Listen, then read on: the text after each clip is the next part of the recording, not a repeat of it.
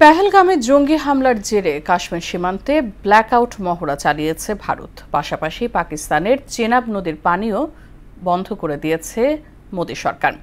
এমন পরিস্থিতিতে জাতিসংঘ নিরাপত্তা পরিষদের দ্বারস্থ হয়েছে ইসলামাবাদ। এদিকে উত্তপ্ত পরিস্থিতির মধ্যেই আবারও ক্ষেপণাস্ত্রের সফল পরীক্ষা চালিয়েছে ইসলামাবাদ। অন্যদিকে দুদেশের দ্বন্দ্ব নিরসনে সহায়তার প্রস্তাব দিয়েছে রাশিয়া। ইশতিয়াক হোসেনের ডেস্ক রিপোর্ট। গেল 22 এপ্রিল পহেলগামে জঙ্গি হামলার ঘটনায় তলানিতে ঠেকেছে ভারত পাকিস্তান সম্পর্ক। দুদেশের পাল্টাপাল্টি নানা পদক্ষেপে ক্রমেই জটিল হচ্ছে পরিস্থিতি। রোববার রাতে পাঞ্জাবের ফিরোজপুর সেনানিবাসে আধা ঘন্টার ব্ল্যাকআউট মহড়া চালায় ভারতীয় সেনাবাহিনী। যুদ্ধকালীন সময়ে প্রস্তুতি ও কার্যকারিতা নিশ্চিত করতেই এই মহড়ার আয়োজন।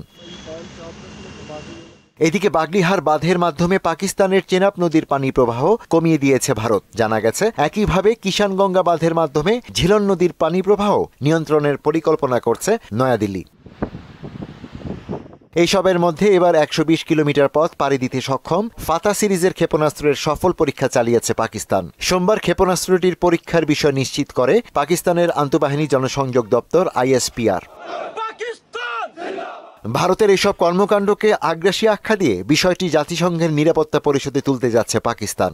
জরুরি বৈঠক আয়োজনের নির্দেশ পেয়েছেন জাতিসংঘে নিযুক্ত দেশটির স্থায়ী প্রতিনিধি আসিম ইফতেখার। পাকিস্তানের পররাষ্ট্র মন্ত্রণালয় জানায়, ভারতের সামরিক উস্কানি, হামলার পর বক্তব্য ও সিন্ধু চুক্তি লঙ্ঘনের বিষয়টি আলোচনায় প্রাধান্য পাবে। ওদিকে ভারত পাকিস্তান দ্বন্দ্ব নিরসনে সহায়তার প্রস্তাব দিয়েছে রাশিয়া। সোমবার পাক উপপ্রধানমন্ত্রী ও পররাষ্ট্রমন্ত্রী ইসাকদারের সঙ্গে টেলিফোনে কথা বলেছেন রুশ পররাষ্ট্রমন্ত্রী সার্গেই ল্যাভরভ। এর 2 দিন আগে ভারতের পররাষ্ট্রমন্ত্রী S জয়শঙ্করের সঙ্গেও কথা বলেন তিনি। আলাপকালে দুই প্রতিবেশী দেশের মধ্যে বিরোধ মেটানোর আহ্বান জানান ল্যাভরভ।